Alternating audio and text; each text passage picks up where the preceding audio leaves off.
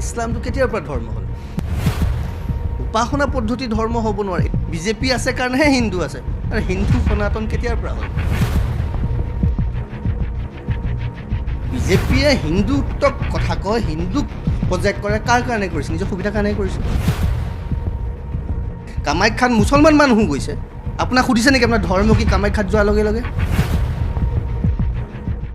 জুবিন গাৰ্গে জীয়াই থকাৰ সময়ছোৱাত বাৰে বাৰে এটা কথা কৈছিল, মোৰ কোনো জাতি নাই, মোৰ কোনো ধৰ্ম নাই, মই কাঞ্চনজংঘা। কিন্তু জুবিনৰ মৃত্যুৰ পাছত আজিৰ দিনটোত মুখ্যমন্ত্ৰী হিমন্ত বিশ্ব শৰ্মাই ক'লে, মুখ্যমন্ত্ৰীগৰাকীয়ে স্পষ্টকৈ কৈছে যে জুবিনৰ জাতি আছিল, জুবিনৰ ধৰ্ম আছিল, জুবিন নাস্তিক নাছিল, জুবিন আটাইতকৈ ডাঙৰ শিৱ ভক্ত আছিল। তাৰ পাছত মুখ্যমন্ত্ৰীয়ে ক'লে যে জুবিন ডাঙৰ সনাতনী আছিল, কিন্তু সেই সনাতনীগৰাকীক নাস্তিক বনাই দিবলৈ চেষ্টা কৰা হৈছিল। গতিকে জুবিন প্ৰকৃততে কি আছিল? জুবিন নাস্তিক আছিল নে জুবিনৰ ধৰ্ম আছিল? জুবিনে সনাতনীক বিশ্বাস কৰিছিল নে নাই? মোৰ সৈতে এই মুহূৰ্তত সত্যৰঞ্জন বৰা আছে, হিন্দুত্ববাদী নেতা বুলি আমি জানো। সত্যৰঞ্জন বৰা ডাঙৰীয়া, প্ৰথম কথাটো হ'ল জুবিন গাৰ্গে ন্যায় পাব লাগিব। জুবিন গাৰ্গৰ ন্যায়ৰ মাজত ৰাজনীতি চলি আছে, এই কথাটো আমি মানি ল'ব লাগিব। প্ৰতিটো ৰাজনৈতিক দলে ৰাজনীতি কৰিছে, আৰু তাৰ মাজত এইবাৰ জুবিন গাৰ্গৰ এই গোটেই বিষয়টোৰ মাজত এণ্ট্ৰি মাৰিছে সনাতনীয়ে। আজি মুখ্যমন্ত্ৰীগৰাকীয়ে গোটেই বিষয়টো আৰম্ভ কৰিছে। আপোনাৰ মতে সনাতনীৰ কনচেপ্ট আৰু জুবিন গাৰ্গৰ যিটো বিষয়, সেই বিষয়টো কি হয়? চাওক, ইয়াত আপুনি কেইবাটাও কথা একেলগে সুধিছে। এটা মূল কথাটো হ'ল যে যিজন মানুহে পলিটিক্স নকৰিব বুলি ক'লে, সেইজন মানুহ আজি অসমৰ আটাইতকৈ ডাঙৰ পলিটিকেল কমডিটি। আজিৰ তাৰিখত অসমৰ ডাঙৰ পলিটিকেল কমডিটি হৈ গ'ল জুবিন গাৰ্গৰ মৃত্যু বা মৃত্যুৰ পিছৰ যিবোৰ ঘটনা। কিন্তু কথাটো হ'ল সেইটো হ'ব নালাগিছিল। আমি কোনেও সেইটো বিচৰা নাই। সি যোনেই নহওক, মানে বিজেপিয়ে কৰক, কংগ্ৰেছে কৰক, এজিপিয়ে কৰক, এজেপি ৰাইজৰ দল যোনেই কৰক, যিসকলে কৰিছে তেওঁলোকে কিন্তু ইয়াৰ পৰিণামটো ভুগিব। কাৰণ জুবিন গাৰ্গ এনেকুৱা এটা শক্তি আছিলে, আৰু সেই শক্তিটো তেওঁৰ মৃত্যু হোৱাৰ লগে লগে কিন্তু আমি দেখিবলৈ পাইছোঁ যে বিয়াগুম মানুহবিলাকৰ মুখবোৰ সময়ে খুলি দিছে। জুবিন গাৰ্গে খুলি দিছে বুলি মই নকওঁ, তেওঁ মৃত্যুৱে খুলি দিছে বুলি নকওঁ, কিন্তু সময়ে খুলি দিছে। কাৰণ জুবিন গাৰ্গ সেই পৰ্যায়ত প্ৰকৃতিৰ লগত একাত্ম আছিলে। এতিয়া যিটো সনাতনৰ প্ৰসংগ আহিছে, এতিয়া কাৰোবাৰ গাত টেটু আছে। এতিয়া ধৰক জুবিন গাৰ্গৰ বাহুত টেটু আছে মহাদেৱৰ আচলতে ভৈৰৱৰ টেটু। সেইটো বহুতে মহাদেৱ যদি মহাদেৱৰ এটা অংশ, কিন্তু প্ৰকৃতাৰ্থত সেইটো ভৈৰৱৰ টেটু। এতিয়া তেওঁ নিশ্চিতভাৱে ভৈৰৱৰ লগত এটা সম্পৰ্ক থাকিব লাগিব, নহ'লে কোনো এজন মানুহে সেই বস্তুটো শৰীৰত খোদিত নকৰে। এতিয়া ভাল পাব লাগিব, ভাল পোৱা মানেইতো ধৰ্ম কৰা। এতিয়া মই কাৰোবাক যে ভাল পাইছোঁ, ভাল পোৱাৰ লগে লগে মোৰ যিখিনি দায়িত্ব আছে ভাল পোৱাৰ প্ৰতি, সেই দায়িত্বখিনি মই পালন কৰিব লাগিব। তেওঁ দায়িত্ব পালন কৰিছেনে নাই? এতিয়া সনাতনৰ দায়িত্ব কি? সনাতনৰ দায়িত্ব আজি মোক দেখিলে পোনে পোনে ক'ব এই ধৰ্মান্ধ এটা গুড়া ধৰ্ম মানুহ বুলি। কিন্তু মই যদি চুৰ ডকাইত কৰি আছোঁ, মই যদি ধৰ্মৰ আচৰণ কৰা নাই, মই যদি জীৱ জন্তু কুকুৰ মেকুৰীক দেখি তিৰস্কাৰ কৰিছোঁ, মই যদি দুখীয়া এজনক সহায় কৰিব পৰা, তেতিয়াহ'লে মই ধৰ্ম কৰ্মত নাই। বা মই যদি ভাবিছোঁ ময়ে একমাত্ৰ ধৰ্মৰ মানুহ, বাকী পৃথিৱীৰ চব নৰকগামী, চব নষ্ট, তেতিয়াহ'লেও কিন্তু মই ধৰ্মৰ পক্ষত নাই। সেইটো সনাতন সিদ্ধান্ত নহয়। সনাতন সিদ্ধান্ত যদি আপুনি কয়, তেতিয়াহ'লে নৰ সেৱা নাৰায়ণ সেৱা বুলি কৈছে। ইয়াত নৰ বুলি কৈছে দেই, ইয়াত কোনো হিন্দু অহিন্দুৰ প্ৰসংগ অহা নাই। সনাতনৰ কোনো এখন শাস্ত্ৰত আপুনি হিন্দুৰ হকে কৰিব লাগিব, অহিন্দু বা অসনাতনীসকলক কৰিব, তেনেকুৱা ক'তো এটা শব্দ নাই। মানে আপুনি মোক এইটো বস্তু বুজাই দিয়ক, হিন্দু মুছলমান সকলো সনাতনী, এই কথাটো কৈছে আপুনি? হিন্দু মুছলমান খ্ৰীষ্টিয়ান, আপুনি গছ লতা চৰাই চিৰিকটি গ্ৰহ নক্ষত্ৰ পৃথিৱীত যত যিমান দেখিছে সকলো সনাতন। কাৰণ সনাতন মানে হ'ল যিটো তেতিয়াও আছে আজিও আছে। এতিয়া মোক কওক, আমি ধৰ্ম কি বুলি ভাবিছোঁ? হিন্দুটো কেতিয়াৰ পৰা ধৰ্ম হ'ল? ইছলামটো কেতিয়াৰ পৰা ধৰ্ম হ'ল? খ্ৰীষ্টান কেতিয়াৰ পৰা ধৰ্ম হ'ল? এইবোৰ উপাসনা পদ্ধতিহে। উপাসনা পদ্ধতি ধৰ্ম হ'ব নোৱাৰে। এইটো ভয়ানক ভুল কিছুমান আমি তাহানিৰে পৰা কৰি আহিছোঁ, আমি বিজ্ঞানলৈ যোৱা নাই।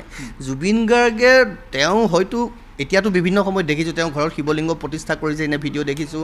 তেওঁ মুম্বাইৰ ঘৰত ত্ৰিনয়ন সন্ধি কৰি দিছে, তেওঁ দেৱীৰ ফটো আছে, থাপনা আছে, তেওঁ ভূমি পূজন কৰিছে, এইবোৰ দেখি আছোঁ। এইবোৰ বেলেগ কথা। এইবোৰ হ'ল এটা উপাসনা পদ্ধতিৰ লগত মন পবিত্ৰ কৰা এটা প্ৰক্ৰিয়া। ই ধৰ্ম নহয়। কিন্তু কৈছোঁ নহয়, উপাসনা পদ্ধতিটো ধৰ্ম হ'ব নোৱাৰে। এতিয়া জুবিন কিয় সনাতন, এই কথাটো স্পষ্টকৈ আমি বুজিব লাগিব। যে বহুতে কয় জুবিন নাস্তিক। নাস্তিক মানে কি? নাস্তিক মানে আপুনি এই মোৰ নিচিনা গেৰুৱা কাপোৰ পিন্ধা নাই আৰু নিপিন্ধি পেলাই আপুনি মোক তিৰস্কাৰ কৰিছে। আপুনি যদি মোক তিৰস্কাৰ কৰিছে, তাৰমানে টুপি লুঙি পিন্ধা মৌলানা এজনক আপুনি তিৰস্কাৰ কৰিব লাগিব, কাৰণ আপুনি নাস্তিক। আপুনি এনেকুৱা বস্তু সহ্য নকৰে। কিন্তু আপুনি যদি মোক তিৰস্কাৰ কৰিছে, কিন্তু লুঙি টুপি পিন্ধা এজনক যদি, মৌলানা মুফতি এজনক যদি আপুনি বুকুত সাবত মাৰি ধৰিছে, আপুনি কিহৰ নাস্তিক হ'ল? আপোনাৰ নাস্তিকতাৰ ডেফিনেশ্যনটো কি হ'ব তেতিয়াহ'লে? তাৰমানে নাস্তিক নহয়, আপুনি ক'ৰবাত পক্ষপাত কৰিছে, হয়নে? নাস্তিক মানে হ'ল মই ঈশ্বৰৰ সত্তাক বিশ্বাস নকৰোঁ। মই কি বিশ্বাস কৰোঁ? মই প্ৰকৃতিৰ সত্তাক বিশ্বাস কৰোঁ। প্ৰকৃতিৰ সত্তাটো কি? আমি যদি গীতা পঢ়োঁ তাতেই বুজি পাম সেই প্ৰকৃতিয়েই সনাতন, প্ৰকৃতিয়েই ঈশ্বৰ। এতিয়া আমি অলগদ্ধ কিছুমানে ৰূপ এটা বনাই লৈছোঁ, এইটো এটা বেলেগ বিষয়। ঈশ্বৰৰ একো ৰূপ নাই, নাত অস্তি প্ৰতিমা অস্তি বুলি কৈছে। ঈশ্বৰৰ কোনো আমি কল্পনা কৰিব নোৱাৰোঁ। কিন্তু সেই চিন্তাটোৰ লগত আমাৰ সাধাৰণ মানুহখিনিয়ে মিলাব নোৱাৰোঁ। আমাৰ IQ নিমিলে, ফ্ৰিকুৱেঞ্চি নিমিলে, মানে নিৰাকাৰ ভগৱানৰ লগত। সেইকাৰণে আমি এটা স্বৰূপত দি লৈছোঁ, স্বৰূপ এটা বনাই লৈছোঁ যে এয়াই ভগৱান, এয়াই আমুক, এয়াই তামুক। তেনেকৈ জুবিনে টেটু এটা বনাই ল'লে। কিন্তু কথা হ'ল জুবিন কিয় সনাতনী? তেওঁ দেখিছে নহয়, কুকুৰ পৰা আৰম্ভ কৰি মেকুৰী, চৰাই চিৰিকটি, গছ লতা প্ৰত্যেকৰ লগত দুখীয়া মানুহক তেওঁ দান কৰিছে। সনাতনে কি কৈছে? দুখীয়াক দান কৰা। সনাতনে কি কৈছে? গছ লতা চৰাই চিৰিকটি পূজা কৰা, নদ নদীক পূজা কৰা। জুবিনে সাগৰ ভাল পাইছিলে, জুবিনে ব্ৰহ্মপুত্ৰ ভাল পাইছিলে, জুবিনে নদ নদীৰ সকলো লগত আছিলে। তাৰ মানে কি? পূজা কৰা মানে তুমি বহি ঘণ্টা বজাই পূজা কৰিব নালাগে। তুমি সন্মান কৰা, তুমি সেৱা কৰা, তুমি মৰ্যাদা দিয়া, তুমি তেওঁলোকক ভোকত যদি আছে খাবলৈ আহাৰ দিয়া। এয়া সনাতন সিদ্ধান্ত। এইবোৰ কথাবোৰ আমি বুজিবলৈ সমস্যা হৈছে ক'ৰবাত। আৰু মোৰ কথাটো হ'ল, মই মাননীয় মুখ্যমন্ত্ৰী মহোদয়কো আহ্বান কৰিম যে এই সনাতন কথাবিলাক লৈ, সনাতন সিদ্ধান্তবিলাকক লৈ আমি সংকীৰ্ণ ৰাজনৈতিক চিন্তাবোৰ আনিব নালাগে। তেওঁ সনাতনৰ ডেফিনেশ্যন দিয়ক, তাত মোৰ ক'ব লগা নাই। কিন্তু ৰাজনৈতিক মেৰ পাছত সনাতনৰ সিদ্ধান্ত আনি নিদিব। কাৰণ সনাতন তাহানিৰে পৰা আছে, যাৰ আদিও নাই অন্তও নাই। কিন্তু এনেকুৱা এটা পৰিৱেশ সৃষ্টি কৰা হৈছে, সি হিমন্ত বিশ্ব শৰ্মা বা বিজেপিৰ ফালৰ পৰাই হওক, বা অন্যান্য ৰাজনৈতিক দলবিলাকৰ ফালৰ পৰাই হওক, বা অন্যান্য মজব বা পন্থ উপপন্থবিলাকৰ পৰাই হওক, বা নিজকে হিন্দুত্ববাদী বুলি জহাই ফুৰা বহু মানুহৰ আচৰণতো হওক এনেকুৱা কথা যে বিজেপি আছে মানেহে সনাতন আছে, বিজেপি আছে কাৰণেহে হিন্দু আছে। আৰু হিন্দু সনাতন কেতিয়াৰ পৰা হ'ল? হিন্দু শব্দটোতো শাস্ত্ৰবিলাকত খুব কম আছে, আপুনি নাপাবই। কেৱল বৃহস্পতি আগমন হিন্দু শব্দটো পাব, হিন্দুস্থান শব্দটো পাব। তাৰ বাহিৰে সনাতনটো চিৰসত্য শব্দ এটা। সনাতন কেতিয়া হৈছে? শংকৰ গুৰুজনাই নিজে লিখি গৈছে, আতি বিতুপন ইটো ধৰ্ম সনাতন, তাকেহে কীৰ্তন কৰয় সাধুজন। শংকৰ গুৰুজনাই লিখিছে, মানে 1500 শতিকাত। বিজেপি কেতিয়া হৈছে? 1500 শতিকাত হৈছে নেকি?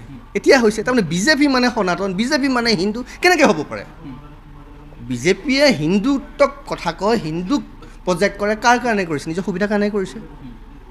কিন্তু একচুৱেল সনাতন সিদ্ধান্তটো কি? আজি যেনেকৈ জুবিনৰ মোৰ জাতি নাই ধৰ্ম নাই বুলি কোৱা সেই চিনেমাৰ বাক্যটো বা তেওঁ নিজৰ জীৱনতো যদি প্ৰয়োগ কৰিছে, জাতি ধৰ্ম আছে ক'ত?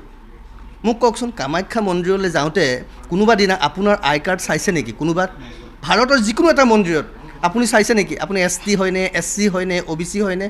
কামাখ্যাত আপোনাৰ জাতি ধৰ্ম ক'ত আছে? কামাখ্যাত মুছলমান মানুহো গৈছে। আপোনাক সুধিছে নেকি আপোনাৰ ধৰ্ম কি? কামাখ্যাত যোৱাৰ লগে লগে কোনটো মন্দিৰত সুধিছে? মোক ভাৰতত দেখুৱাই দিয়ক এটা মন্দিৰ যে আমুকটো মন্দিৰত মোৰ আই কাৰ্ডখন চাই পেলাইহে সোমাবলৈ দিয়া হৈছে। আৰু যদি ক'ৰবাত তেনেকুৱা কৰিছে, তেতিয়াহ'লে তাৰো আঁৰত কিছু কাৰণ হয়তো আছে। সেই কাৰণবিলাক কিন্তু আমি বিবেচনা কৰিব লাগিব।